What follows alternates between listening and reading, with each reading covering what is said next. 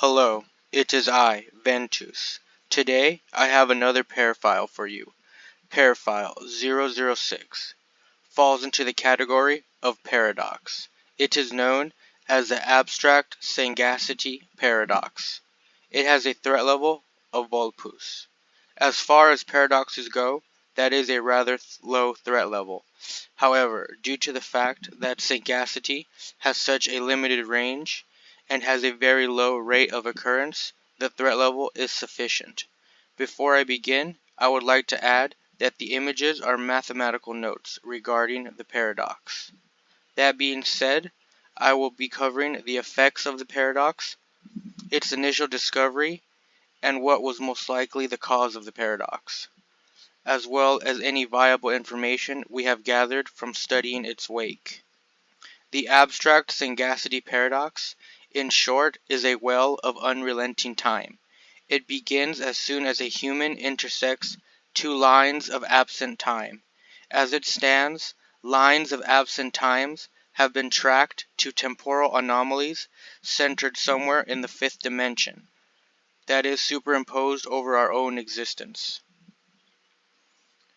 Other information regarding the fifth dimension can be found in another P.E.A.R file.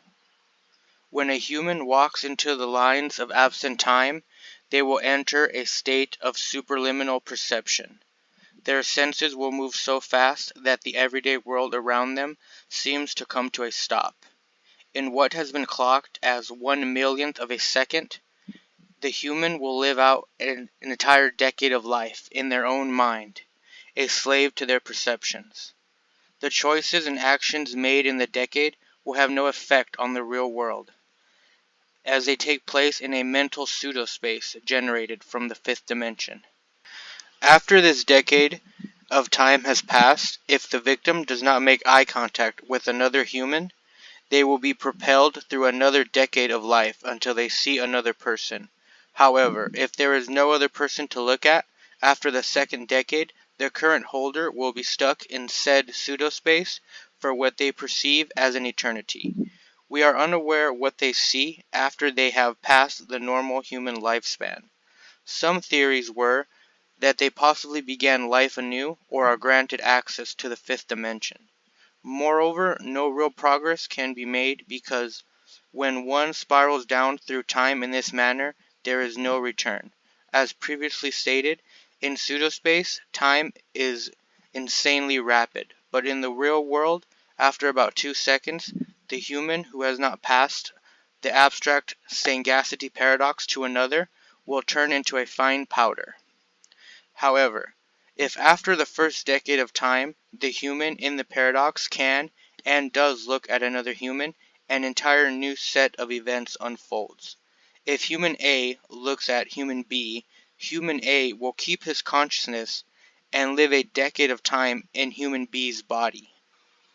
After a decade of time has passed, human A inside of human B's body will look at someone and transfer human A's consciousness into a body that we can call human C and live another decade. The transfer of consciousness through pseudo-space and time will continue in this pattern until a century has passed in the pseudo-space, after which the original human in the abstract Sangacity paradox will be freed from the paradox. However, they will have aged a decade in the span of a second. This is the only permanent change. The first recorded case of the abstract Sangacity paradox was in the year 999, just before the first dynasty began, just after the Industrial Revolution. It was in the city-state of Ironbrush, located in the westmost continent, known as Illidad, named after the first warlord to conquer the entire continent. The woman was on her way to take her son to his apprenticeship, when she came to a cold stop and suddenly aged 10 years in less than a moment. At first, the court mages began to accuse the woman of unlicensed aging magic. However, after a quick examination showed the woman had no prior experience with any magic, the entire court assumed that she was a mere victim of a rogue sorcerer.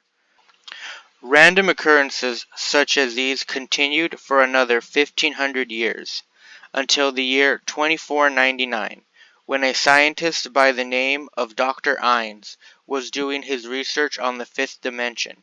He realized that time and choice are more fluid and tangible there, rather than their conceptual counterparts in our dimension.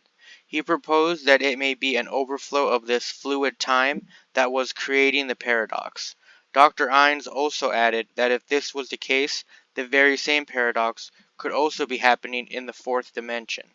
Due to the fact that testing the hypothesis was almost impossible in the year 2499, Innes' theory was widely accepted. Moreover, in the fourth dynasty, in the exact year 4015, a group of Oceania scientists used magic-powered technology to test Innes' theory.